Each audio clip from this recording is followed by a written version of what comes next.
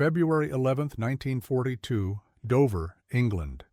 Wing Commander Tom Gleave, 35, from London, stood at the operations room window watching snow fall across the channel.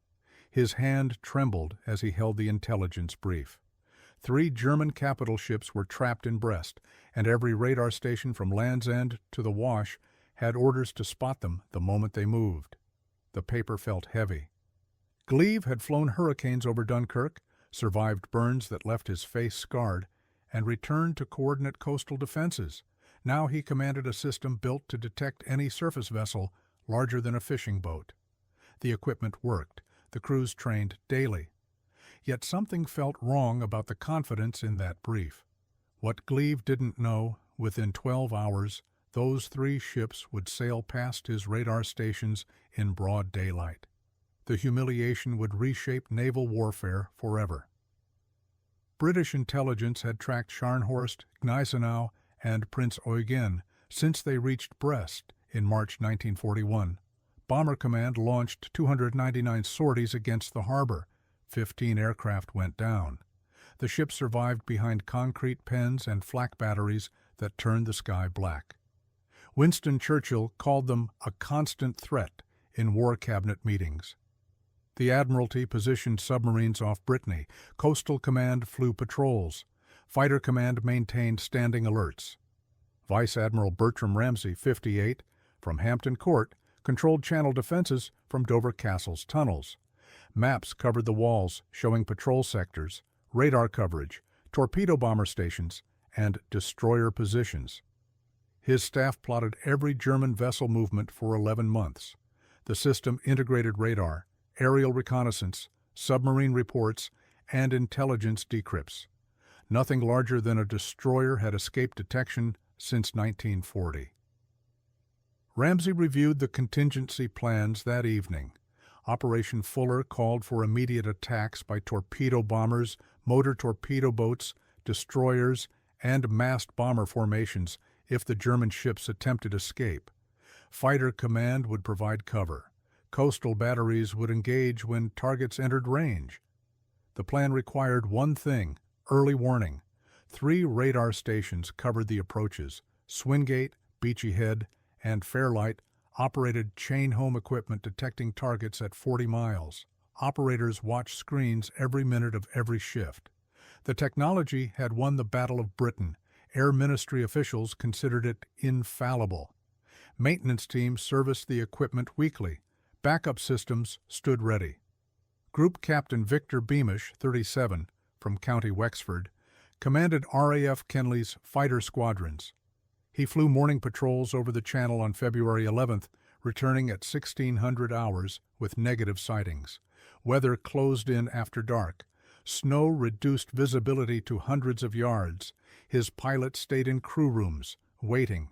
Intelligence suggested the Germans might attempt a breakout during the new moon period, but most analysts predicted they would try at night through the western approaches, not the Channel.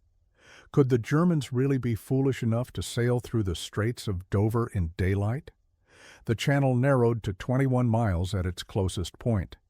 British guns on the cliffs could hit targets at 15 miles. Destroyers based at Dover could intercept within 30 minutes. Fighter squadrons at 6 airfields could scramble hundreds of aircraft. Admiral Gunther Lütjens had taken Bismarck through the Denmark Strait, avoiding the Channel entirely. Every German naval operation since 1939 used darkness and distance as protection. The numbers seemed impossible: 3 capital ships, 6 destroyers, 14 torpedo boats, and 25 motor torpedo boats would have to sail 300 miles through waters Britain controlled absolutely. But German records later confirmed every detail of the plan Vice Admiral Otto Ciliax developed with Adolf Hitler's direct approval. Lieutenant Commander Eugene Esmond, 32, from County Tipperary, briefed his squadron at RAF Manston that evening. He led 825 Naval Air Squadron, flying Fairey Swordfish torpedo bombers. The biplanes looked obsolete beside modern fighters, but Esmond's crews sank submarines and attacked surface vessels throughout 1941. Each swordfish carried one 18-inch torpedo. The planes flew at 90 knots, slow enough that fighters had trouble matching their speed without stalling. His 12 crews knew the mission profile. If the German ships moved, 825 Squadron would attack first, hitting them before they cleared the French coast. Esmond studied the intelligence maps showing likely routes. His navigation officer, Lieutenant John Cameron, 26, from Edinburgh, calculated approach vectors for attacks in the western approaches. Nobody seriously considered the Channel route. German flak would slaughter slow-moving torpedo bombers in those narrow waters. Snow continued through the night. Visibility dropped below 500 yards at most coastal stations. Patrol aircraft stayed grounded. The destroyer flotilla in Dover Harbor remained at anchor, crews below deck. Radar operators watched their screens, seeing nothing but weather returns. At 20:45 hours, Swingate Station's equipment developed a fault. The transmitter failed. Technicians began repairs expected to take 3 hours. Admiral Ciliax received final authorization at 1900 hours German time. Scharnhorst's crew prepared for sea. The battlecruiser displaced 32,000 tons and mounted 9 11-inch guns. Her sister Gneisenau matched those specifications. Heavy cruiser Prinz Eugen carried 8 8-inch guns and had survived the Bismarck operation. Together they represented Germany's most powerful surface force available for operations. Kriegsmarine staff calculated they had 12 hours to reach German air cover before British forces could organize effective attacks. The plan exploited one assumption. Britain expected night passage through distant waters. Ciliax would sail at night through the Channel Narrows, arriving off Dover at mid-morning when bomber formations needed hours to assemble and coastal defenses changed shifts. Weather forecasts predicted snow and low clouds, perfect conditions to mask his force visually while radar detected nothing but storms. At 2245 hours, Scharnhorst's engines came to life. Gneisenau followed 5 minutes later. Prinz Eugen took station astern. Destroyers formed screening positions. The formation left Brest harbor at 23:14 hours, turning northeast into darkness and snow. 16 months of RAF bombing hadn't stopped them. Now they would escape in the open. British submarine Sea Lion patrolled off Brest, but maintained position 5 miles west of the harbor entrance, missing the departure by minutes. Her commander waited for ships to exit westward toward the Atlantic. The German formation steamed northeast at 27 knots. Weather closed in completely. Lookouts saw nothing beyond their own bow waves. What seemed like isolated equipment failure at Swingate Station actually created a 40-mile gap in radar coverage, lasting until 03:35 hours. The German ships would pass through that gap at exactly the moment Britain went blind. Coincidence? German intelligence had tracked British radar maintenance schedules for months. Gleave received the Swingate failure report at 2300 hours. He ordered Beachy Head and Fairlight stations to extend their coverage, but geometry limited what they could detect. The 40-mile gap remained. He considered launching night reconnaissance flights, but weather grounded everything. Morning patrols would resume at first light. Surely that would suffice. Ramsey reviewed overnight reports at 200 hours February 12th. Nothing unusual appeared. Submarine Cilian reported negative contact. Radar showed normal weather returns. He approved the day's patrol schedule and returned to his quarters. His staff maintained watch, confident their detection network functioned perfectly. Admiral Ciliax stood on Scharnhorst's bridge as dawn approached.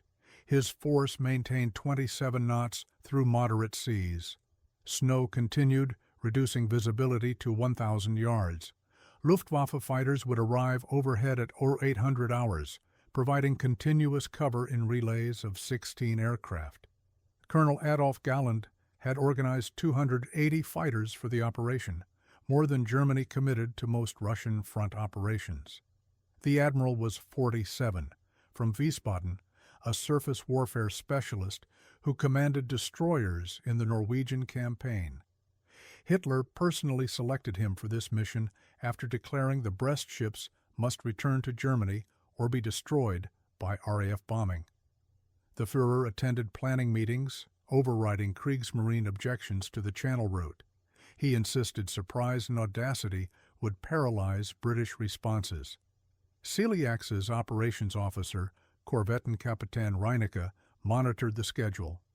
They needed to pass Cherbourg by 0630, Cap Gris-Nez by 900, and Dover Strait by 1130. Each checkpoint brought them closer to German waters and farther from British bomber concentrations. Would the British realize what was happening in time? Reinecke calculated they had 4 hours before discovery, maybe 6 with continued bad weather. The plan exploited British doctrine. Admiralty training emphasized methodical response, confirm sighting, identify targets, assemble appropriate forces, coordinate attacks. That process required 2 to 3 hours minimum. Ciliax intended to be past Dover before British bombers could organize. Fighter cover would disrupt any hasty attacks by inadequate forces. Speed was everything. Scharnhorst's radar room tracked German fighter formations joining at 8:05 hours, precisely as scheduled. Messerschmitt Bf 109s took high cover positions while Focke-Wulf FW 190s flew close escort. Luftwaffe communications coordinated with the ships through clear channels, knowing Britain would intercept transmissions but unable to locate the force visually or by radar. German electronic warfare crews jammed British radar frequencies intermittently, creating interference that looked like weather returns. British operators couldn't distinguish jamming from snow squalls. The technique had been developed specifically for this operation after Luftwaffe intelligence analyzed captured chain-home equipment in France. Small investments in deception technology now paid enormous dividends. How did this solution work tactically? Speed and weather weren't enough. Ciliax integrated 5 elements: timing, fighter cover, electronic warfare, weather exploitation, and psychological surprise. Each element supported the others. Fighter cover prevented reconnaissance aircraft from maintaining contact. Electronic warfare degraded radar detection. Weather limited visual observation. Timing exploited shift changes and coordination delays. Psychological surprise came from doing the impossible.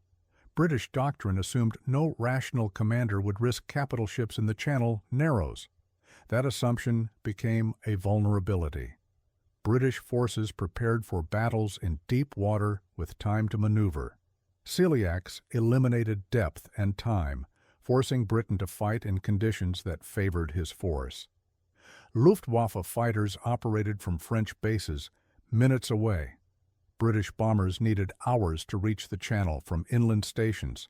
Fighter protection transformed capital ships from vulnerable targets into defended fortresses. Scharnhorst's anti-aircraft battery included 14 105mm guns, 16 37mm cannon, and 38 20mm automatic weapons. Multiply that by 3 ships, add destroyer and torpedo boat flak, and the formation generated defensive fire that no bomber formation could penetrate without heavy losses. Add 280 fighters making continuous attacks on British aircraft, and survival became doubtful for attackers. Before this operation, naval doctrine separated surface forces from land-based air cover. Ships operated where fighters couldn't reach, relying on their own anti-aircraft guns and maneuver. Ciliax demonstrated that keeping major warships under continuous fighter cover fundamentally changed the battle equation. British pilots would discover they couldn't approach torpedo release range without fighting through German interceptors first. The concept required meticulous planning. Gallant positioned fighter squadrons at 7 airfields from Brest to Holland. Each squadron knew its relief schedule. Aircraft carried extra ammunition for extended combat. Ground crews prepared spares. Communications teams established direct links between ships and fighter controllers. The system had to function for 12 hours without gaps. Opposition to the plan came from every level of Kriegsmarine command. Grand Admiral Erich Raeder argued capital ships couldn't survive Channel passage. His staff calculated British forces could sink all 3 ships with acceptable losses. Luftwaffe liaison officers promised fighter cover would prevent effective attacks, but Raeder remembered Norway, where British naval aviation had performed brilliantly. Hitler overruled all objections, declaring the ships would return or be abandoned as total losses. Destroyer commanders protested the schedule. Maintaining 27 knots for 12 hours pushed engineering systems to limits. Fuel consumption would leave minimal reserves. Torpedo boat captains noted that British destroyers based at Dover could intercept with superior numbers. Fighter pilots questioned whether they could prevent every reconnaissance aircraft from reporting sightings. Galland assured Hitler the operation would succeed if weather cooperated, and British responses followed predictable patterns. Raeder's final objection focused on mines. British forces had sowed thousands of mines in the Channel over 2 years. Sweeping a path would alert the enemy. Ciliax accepted the risk, counting on German minesweepers having cleared most weapons and luck handling the rest. The battle cruisers had armored hulls designed to survive mine hits. Speed would carry them through danger zones before British forces could exploit any damage. Hitler's insistence changed German naval thinking. Surface ships traditionally avoided contested waters, seeking battle in areas where they controlled variables. The Channel Dash reversed that, deliberately entering the most dangerous waters available, betting that surprise and integrated defense would overcome geographical disadvantages. If successful, the operation would prove that proper coordination of surface, air, and electronic warfare could neutralize superior enemy forces. Ciliax refined the tactical formation during January exercises in the Baltic. Ships maintained 400-yard spacing, close enough for mutual fire support, but spread enough that single torpedo hits couldn't damage multiple vessels. Destroyers screened ahead and on flanks, creating a protective zone 2,000 yards deep. Torpedo boats followed astern, ready to counterattack British destroyers or motor torpedo boats attempting stern approaches.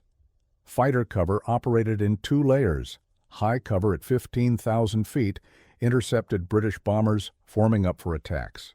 Close escort at 1,000 to 3,000 feet engaged torpedo bombers and reconnaissance aircraft. Fighters rotated every 90 minutes, ensuring fresh aircraft always protected the formation. Radio discipline kept communications to minimum, but controllers could direct fighters to threats within seconds. Electronic warfare vessels accompanied the formation, generating radar interference on British frequencies. The jamming looked like atmospheric effects, not deliberate enemy action. British operators reported increased static throughout the morning, but attributed it to snow squalls.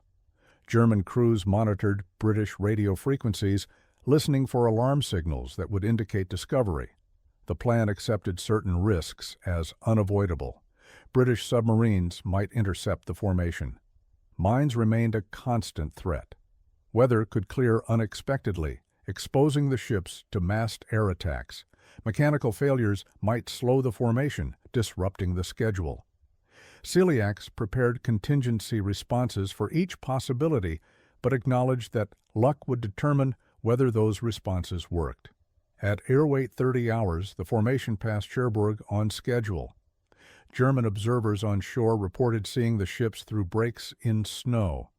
Luftwaffe fighters maintained perfect station overhead. British radar stations detected nothing. Coastal Command patrols remained grounded. The escape was 6 hours old, and Britain remained completely unaware. How could 825 British planes miss them? The answer lay not in individual failures, but systematic blindness. Britain built detection networks assuming rational enemy behavior. Ships fleeing Brest should exit westward at night. Ciliax did neither. By choosing the wrong option, he rendered British preparations irrelevant. Radar failed. Weather grounded patrols. Intelligence focused on distant waters. The systematic advantages Britain developed over 2 years vanished because someone challenged their assumptions. Squadron leader Bobby Oxspring, 24, from Reading, took off from Hawkinge at 1005 hours on routine patrol. He led a section of 3 Spitfires checking sectors over the Channel. Visibility improved slightly as his formation climbed through 2,000 feet.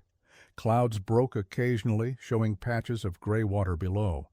At 1009 hours, Oxspring spotted ships through a cloud gap. Multiple vessels in formation, heading northeast at high speed. Large ships, not merchants or fishing boats. He counted at least 15 vessels, maybe 20. The formation's size and organization suggested something major. He circled once, trying to identify ship types through intermittent clouds. Flak bursts erupted around his Spitfire before he could make detailed observations. Oxspring broke away, ordering his section to withdraw. German fighters dove from above, FW-190s in camouflage paint. He evaded, diving into cloud cover, and set course for Hawkinge. The radio call went out at 10:20 hours. Large enemy force observed off Le Touquet, heading northeast. Operations acknowledged but couldn't confirm ship types from his brief sighting. Could this actually be the Brest ships? After 11 months of waiting, discovered by accident during a routine patrol. Hawking operations called Dover Castle at 10:25 hours. The duty officer took the report skeptically. Oxspring had seen ships, certainly, but identification remained uncertain. Probably German destroyers moving along the coast. Vice Admiral Ramsay wasn't immediately notified. The duty officer followed procedure, order reconnaissance to confirm sighting and identify vessels before activating Operation Fuller. Coastal Command dispatched Hudson reconnaissance aircraft at 10:42 hours. Weather delayed launch. The Hudson took off at 11:10 hours, reaching the reported position at 11:35. The pilot found nothing. Clouds covered the sea completely. He searched for 20 minutes, flying a box pattern, seeing only gray water when breaks occurred. The German formation maintained 27 knots, covering 12 miles during the search. Fighter controllers vectored Bf-109s to intercept the Hudson before it could locate the target. At 11:50 hours, a second report arrived. A merchant ship captain radioed that large warships passed his position at high speed, heading northeast, escorted by what appeared to be dozens of aircraft. Dover operations now escalated the reports to Ramsay. He reached the operations room at 12:05 hours, demanding clarification. 2 sightings suggested something significant. But what? Where exactly were these ships? How many? What types? Radar stations still showed nothing useful. Swingate had returned to operation at 03:35 hours, but tracking ships close to the French coast proved difficult with coastline returns obscuring targets. Operators couldn't distinguish individual vessels from coastal features when formations stayed within 5 miles of shore. The Germans knew this and deliberately hugged the coast, sacrificing maneuver room for radar concealment. Ramsay ordered Operation Fuller activated at 1210 hours. Alert signals went to every command: Bomber Command, Fighter Command, Coastal Command, Dover destroyers, motor torpedo boat flotillas, and coastal batteries. The machinery developed over 11 months began grinding into motion. But where were the targets now? Oxspring's 10:20 sighting placed them off Le Touquet. That was nearly 2 hours ago. At 25 knots, they could be anywhere within 50 miles of that position. Esmond received the alert at Manston at 12:18 hours. His 6 swordfish stood ready, crews aboard. Intelligence briefed that 3 large warships were possibly attempting channel passage, current position uncertain, heading approximately northeast. Fighter escort would be provided. His orders: locate and attack immediately. Target priority: battleships first. The briefing contained almost no useful information. Ships somewhere in a 50-mile area, position uncertain, heading variable. No confirmation of ship types, weather marginal. Enemy fighter cover reported present in unknown strength. Esmond recognized the situation instantly. Hasty attack with inadequate information against alerted targets with prepared defenses. His squadron trained for carefully planned strikes with current intelligence. This resembled desperation. Fighter Command promised 3 squadrons for escort, 2 Spitfire squadrons, and 1 Hurricane squadron. The Spitfires would engage German fighters. Hurricanes would suppress flak during torpedo runs. Coordination would occur by radio en route. Esmond recognized the plan's weakness immediately. No unified command, no rehearsal, inadequate time for proper briefing. Each element would arrive piecemeal, operating independently instead of as coordinated force. At 12:28 hours, Esmond ordered engines started.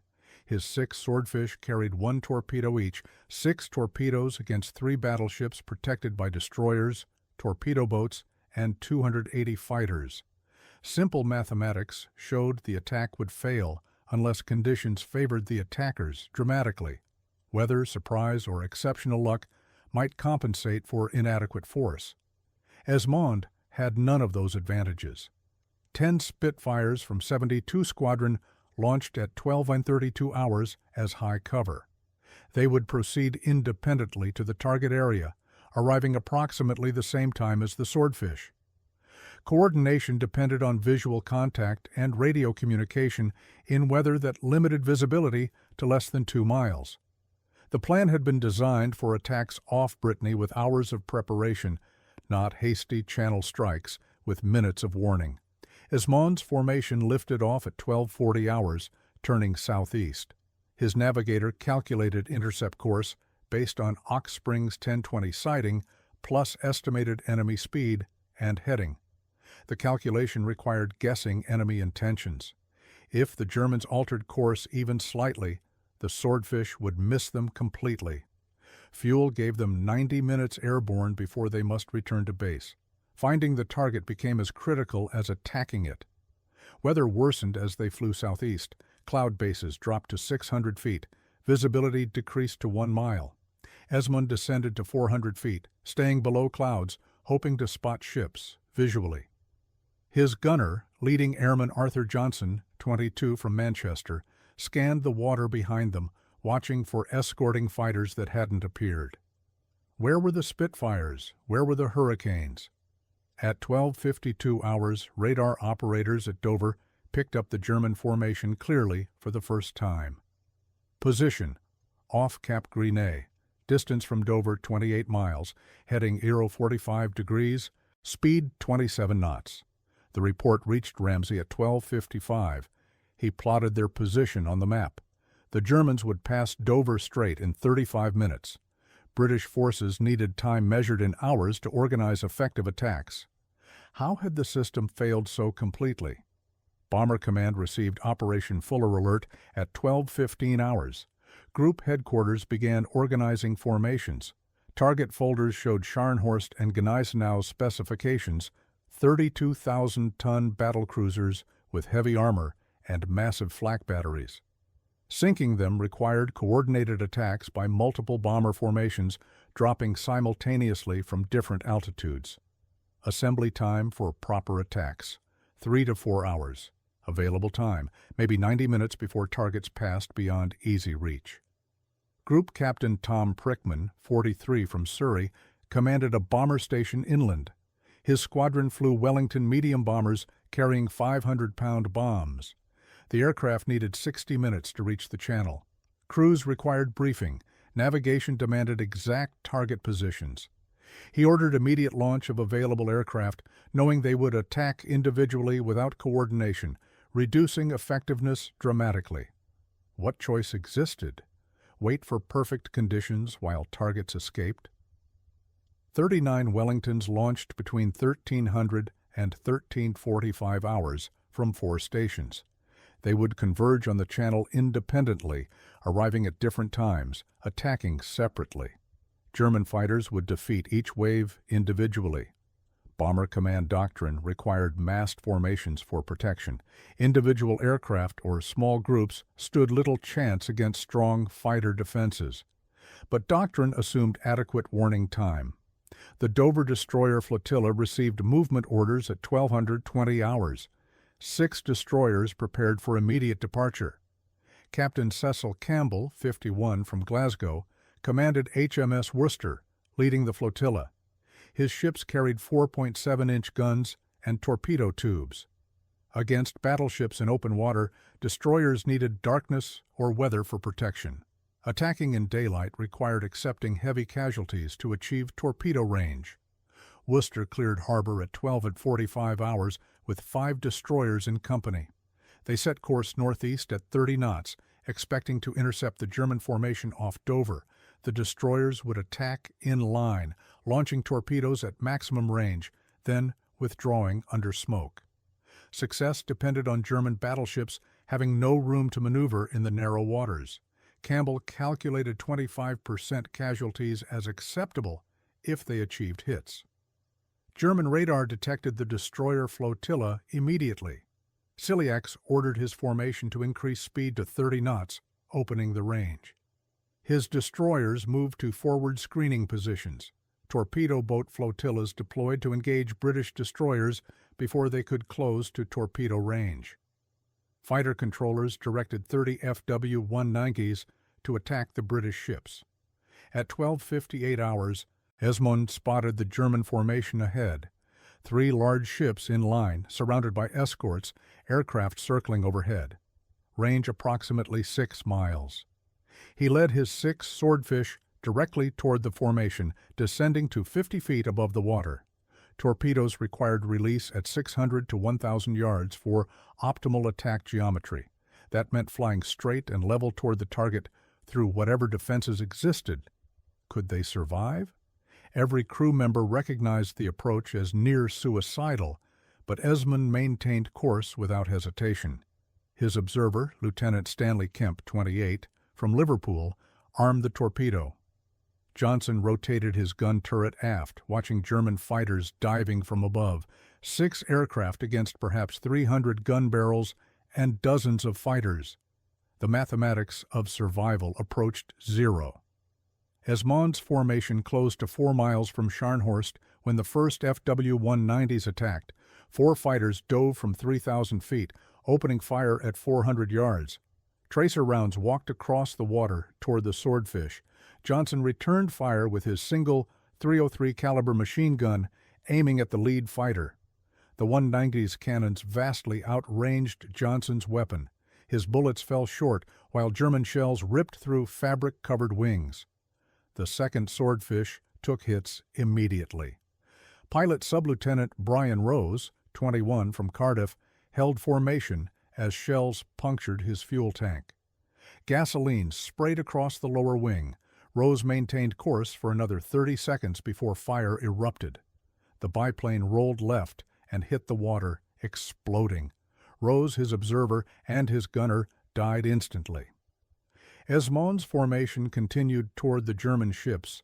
Fighter attacks intensified. 8 more FW-190s engaged, attacking from multiple directions. The swordfish couldn't evade without breaking formation and abandoning the attack. Esmond held steady at 50 feet while German fighters made firing passes every 20 seconds. Another swordfish staggered as shells severed control cables. The pilot fought the controls for 10 seconds before the aircraft spun into the sea. 4 swordfish remained airborne. Scharnhorst's flak batteries opened fire at 3 miles. Shells burst in patterns 200 feet above the water, creating walls of shrapnel. Esmond flew through the explosions while fragments tore through his aircraft. The Swordfish's 138 horsepower engine continued running despite damage. Fabric wings held together despite dozens of holes. Range decreased to 2 miles. German fire intensified geometrically. Gneisenau's batteries added their fire. The water between the attackers and targets became a continuous eruption of shell bursts. Flak created a visible barrier that seemed impossible to penetrate. Esmond maintained exact altitude. Too high, and the torpedo would break apart on impact with water. Too low, and the aircraft would hit waves. 50 feet above the surface, airspeed 90 knots. heading straight toward the largest concentration of anti-aircraft fire in naval history. A third swordfish disintegrated as German fire severed its fuselage. The tail fell away first, followed by wings collapsing. Debris scattered across 200 yards of water. 3 aircraft survived, still closing. Range fell to 1 mile. Esmond could see individual gun turrets rotating to track his approach. Every weapon on 3 capital ships and multiple escorts targeted his formation. How many more seconds could they survive? Fighters continued attacking. Esmond's own aircraft took hits continuously. Johnson's gun jammed. He cleared the stoppage and resumed firing, knowing the gesture meant nothing. The fighters possessed overwhelming firepower advantages. A 4th swordfish fell, smoking, spinning into the channel. 2 aircraft remained, both badly damaged, both still approaching. At 1,000 yards, Esmond prepared to drop his torpedo. His airspeed fell to 85 knots as battle damage affected the engine. The aircraft shuddered for multiple hits. Kemp called corrections. Steady. Left a bit. Steady. Esmond lined up Prinz Eugen, the 3rd ship in line. At 800 yards, he released the torpedo. The 1,600-pound weapon dropped cleanly, hitting the water, its propeller beginning to spin. German fire intensified impossibly. Every gun concentrated on the last 2 swordfish. Esmond's aircraft took a 37mm shell through the engine. The power plant seized. Fire erupted from the cowling. The biplane lost speed immediately, mushing toward the water. Esmond held the nose up for 5 seconds, giving his crew time to brace. The swordfish hit the channel at 60 knots, breaking apart. Esmond died in the impact. Kemp and Johnson were thrown clear but drowned before rescue arrived. The final swordfish, piloted by Sub-Lieutenant Charles Kingsmill 23 from Hampshire, released his torpedo at 700 yards. Immediately after release, cannon fire from 3 FW-190s tore through the cockpit. Kingsmill took multiple hits, slumping over the controls.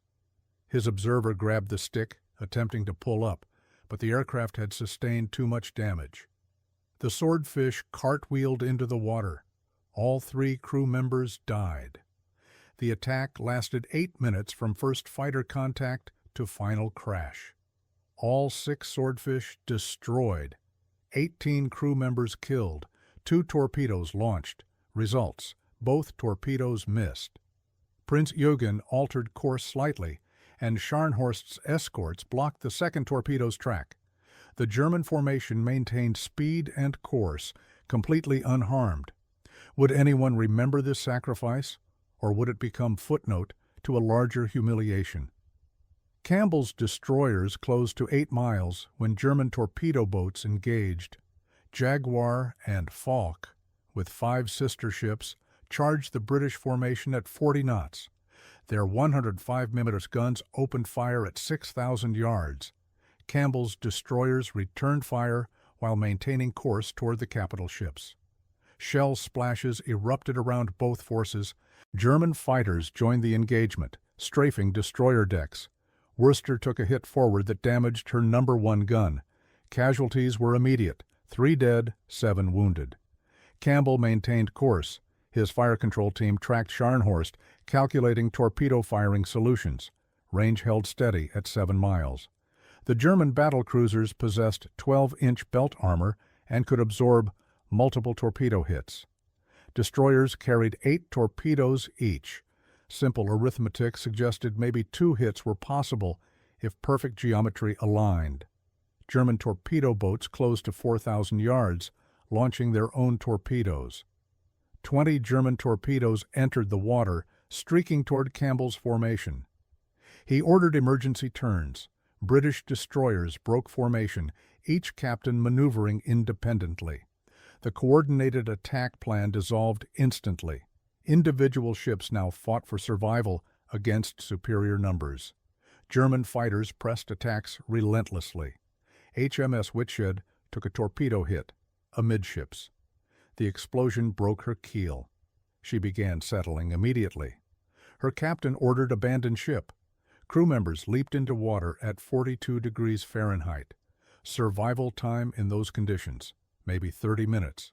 Motor launches from Dover would need 45 minutes to reach the position. Campbell watched Whitshed sink while his own ship traded fire with German torpedo boats. How many more ships would Britain lose in this disaster? Campbell broke off the engagement at 13:25 hours. 5 destroyers remained operational, but continuing the attack would sacrifice them without damaging the German ships. He turned back toward Dover, calling for air cover and rescue vessels. The destroyer attack had failed completely. 1 ship sunk, another damaged, 0 hits achieved on primary targets. The German formation continued northeast at 30 knots, undamaged, protected by fighters that dominated the air battle. Bomber Command's first wave reached the channel at 13:40 hours. 12 Wellington bombers from 214 Squadron approached from the north at 6,000 feet. Squadron leader Geoffrey Morrison, 32 from Kent, led the formation. His briefing contained minimal information. Attack German capital ships last reported off Dover. Expect heavy fighter opposition. Navigation brought his formation to the correct area, but finding targets in broken clouds while fighters attacked proved nearly impossible. Bf-109s engaged the Wellingtons before they reached the target. 4 fighters attacked Morrison's bomber, cannon fire shredding the port engine. He maintained formation while the starboard engine struggled to hold altitude. Bombardier Sergeant Peter Walsh, 25, from Yorkshire, searched for targets below through gaps in clouds. He caught glimpses of ships but couldn't establish proper bombing runs with fighters continuously attacking. 3 Wellingtons went down in the first 5 minutes. German fighters exploited the bombers' inadequate defensive armament. The 303 machine guns lacked range and hitting power against armored fighters. Morrison's formation scattered, each aircraft seeking survival. Walsh finally identified Gneisenau below, calling corrections to Morrison. At 500 feet, he released 4 500-pound bombs. The weapons fell toward the battlecruiser. Gneisenau's commander watched bombs approach, ordering hard turn to port. The 32,000-ton warship responded sluggishly. Bombs hit the water 30 yards from the hull. Near misses, but the armor belt protected against concussion damage. No hits. Morrison pulled away, trailing smoke, 1 engine destroyed, controls damaged. He nursed the Wellington back toward England, landing at the first available field with hydraulics failing. Additional bomber waves arrived piecemeal throughout the afternoon. Hamptons at 14:05 hours, more Wellingtons at 14:25, Beauforts carrying torpedoes at 14:40. Each wave attacked independently without coordination. German fighters defeated them individually. Flak batteries added concentrated fire. The bombers achieved no hits despite losing aircraft steadily. British casualties mounted while German ships continued their escape. At 14:45 hours, Scharnhorst struck a mine off the Scheldt estuary. The explosion occurred beneath her starboard bow, throwing water 200 feet high. The battlecruiser staggered, speed dropping to 25 knots. Damage control teams assessed flooding in 2 forward compartments. Ciliax considered his options. Continue at reduced speed or anchor and make repairs. He chose continuation, accepting the risk. Speed recovered to 27 knots within 15 minutes as pumps controlled flooding. Fighter cover remained perfect throughout the afternoon. Gallant squadrons rotated exactly as planned. Fresh fighters always protected the formation. British aircraft faced continuous opposition. Claims accumulated on both sides. British pilots reported shooting down dozens of German fighters. German pilots claimed destroying 50 RAF aircraft. Actual losses would be determined later. Immediate reality showed German fighters dominating every engagement. By 15:30 hours, the German formation approached German defensive minefields off the Dutch coast. British attacks decreased as bomber formations exhausted themselves. The escape succeeded. 3 capital ships transited the English Channel in broad daylight through waters Britain controlled absolutely, suffering 1 mine hit and 0 damage from direct attacks. The humiliation was complete. Would naval doctrine ever recover from this failure?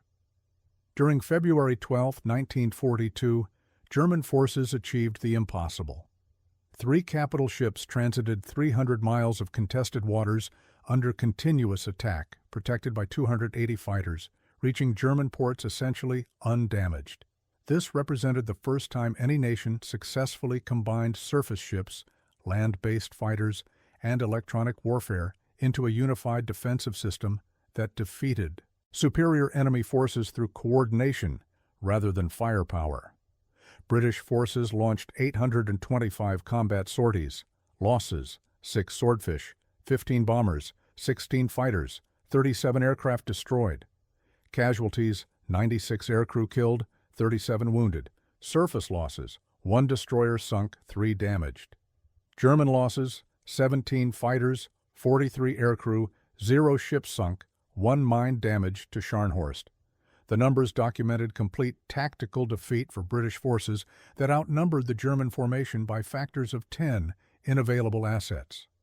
Tactical failure stemmed from systematic blindness. British forces built detection networks assuming rational enemy behavior. Ships fleeing Brest should exit westward at night. Ciliax violated those assumptions, rendering British preparations irrelevant. Radar failed during critical hours. Weather grounded patrols. Intelligence focused on wrong areas. Coordination required hours Britain didn't possess. Individual elements functioned correctly, but the system failed completely. Strategic impact cascaded through multiple levels. Immediately, the escape freed 3 capital ships for operations in Norwegian waters, threatening Arctic convoys supplying Russia. Churchill faced confidence crisis in Parliament. Public demanded explanations for the humiliation. Royal Navy prestige suffered damage that required years to repair. Admiral Ramsay requested court of inquiry to document what went wrong.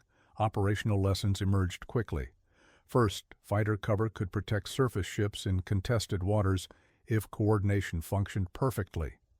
Second, hasty attacks with inadequate forces against alerted, prepared defenses would fail catastrophically regardless of attacker courage. Third, doctrine assuming enemy rationality created vulnerabilities enemies could exploit through unexpected action. Fourth, technology alone couldn't compensate for flawed assumptions. Longer-term implications reshaped naval aviation doctrine. Combined arms coordination became standard practice rather than experimental concept. Surface forces began operating within fighter range rather than beyond it. Electronic warfare emerged as critical capability equal to sensors and weapons. Most significantly, the operation demonstrated that properly executed surprise could neutralize massive material advantages. Kriegsmarine analyzed the success extensively. Surface ships operating under air cover could survive in hostile waters. Coordination between services produced results neither could achieve independently. Proper timing exploited enemy weaknesses created by doctrine and routine. The lessons influenced German naval operations throughout 1942 and 1943, though material shortages prevented repeating such large-scale operations. Luftwaffe gained enormous confidence from the operation. Fighter units demonstrated they could defeat British air power when operating from prepared positions with adequate numbers. The 280 fighter commitment proved sustainable. Gallen's coordination methods became standard practice. Training emphasized multi-service operations. The Channel Dash validated German fighter tactics that would dominate Western Front battles through mid-1943. British responses focused on preventing recurrence. Radar coverage expanded with redundant systems. Coastal patrols increased despite resource constraints. Coordination procedures were revised to reduce response times. Fighter Command and Bomber Command established direct communication links. Most importantly, planning staffs stopped assuming enemy actions would follow rational patterns that suited British defensive arrangements. Esmond received the Victoria Cross posthumously. His family collected the medal in April 1942 at Buckingham Palace. The citation noted his courage, leading an attack under impossible conditions. Public reaction focused on heroic sacrifice rather than questioning why 6 obsolete biplanes attacked 3 battleships without adequate support. The decoration honored undeniable courage while obscuring systematic failure. Campbell received censure initially for breaking off the destroyer attack, then quiet commendation after analysis showed continuing would have sacrificed his entire flotilla without achieving results. The contradictory responses reflected confusion about what went wrong. Individual commanders performed as doctrine prescribed, but doctrine failed completely when enemy violated underlying assumptions. Gneisenau never sailed operationally again. RAF Bomber Command attacked her in Kiel on February 27, 1942, achieving bomb hits that caused severe damage. Repairs were scheduled but never completed due to resource priorities. She ended the war as Hulk, eventually broken up post-war. Scharnhorst deployed to Norway, where she was sunk by HMS Duke of York in December 1943. Prinz Eugen survived the war, becoming U.S. Navy test target for atomic bomb tests at Bikini Atoll in 1946. Ciliax received the Knight's Cross for leading the operation. He commanded surface forces in Norway through 1943, then held staff positions until war's end. Post-war interviews revealed his assessment. The operation succeeded because British forces responded exactly as German intelligence predicted. Systematic advantages vanished when facing unexpected situations requiring rapid improvisation. Galland continued leading fighter forces until January 1945.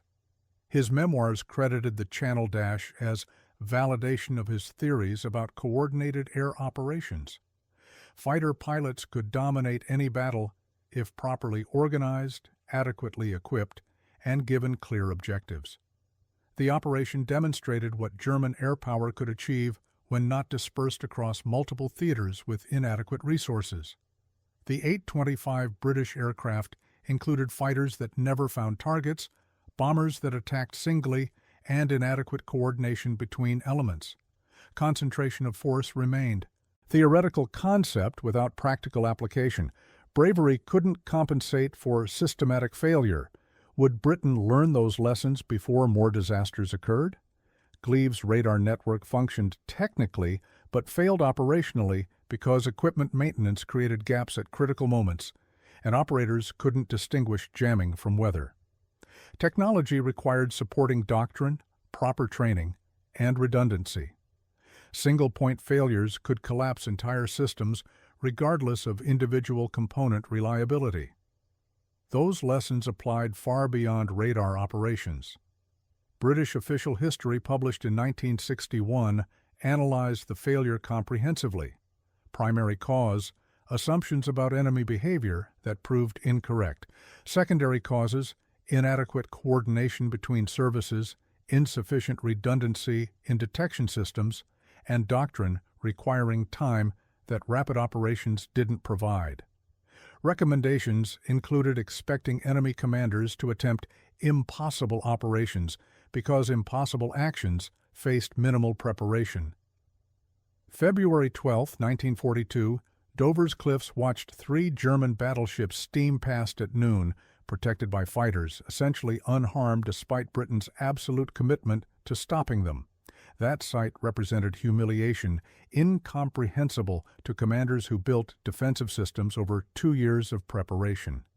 Sometimes perfect planning failed because enemy refused to cooperate with predictions